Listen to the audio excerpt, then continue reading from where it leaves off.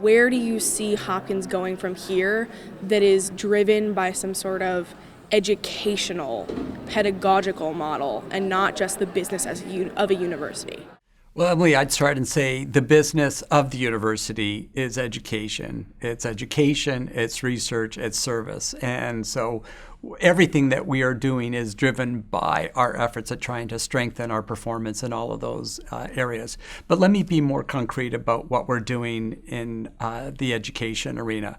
First, on the undergraduate side, we have tackled the issue of the large section gateway science courses. This is something that we know that Hopkins, like many other peer institutions, have relied very extensively on large section courses as a way to introduce students to the basic sciences.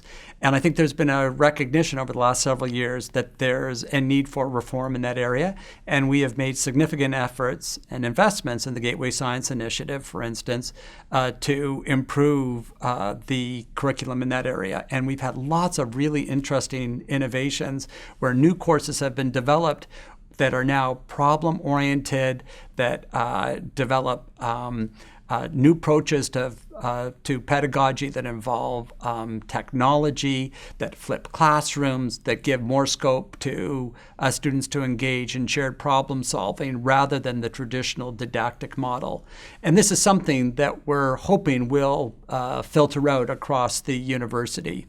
In respect of PhD education, several years ago, we started with a seminar. Indeed, it was a conference where we convened faculty from across the university to come together that talked about PhD education. And we had several people from outside the university to animate the discussion, but we also had several people who were doing innovative things within the context of PhD education at Hopkins talk about what worked and what didn't. And from that, we started yet another initiative called the PhD Innovation Fund, where we have been investing funds in supporting interesting demonstration projects led by faculty that are designed to improve outcomes in PhD education and, again, create new ways of offering our students a more dynamic teaching experience while at Johns Hopkins.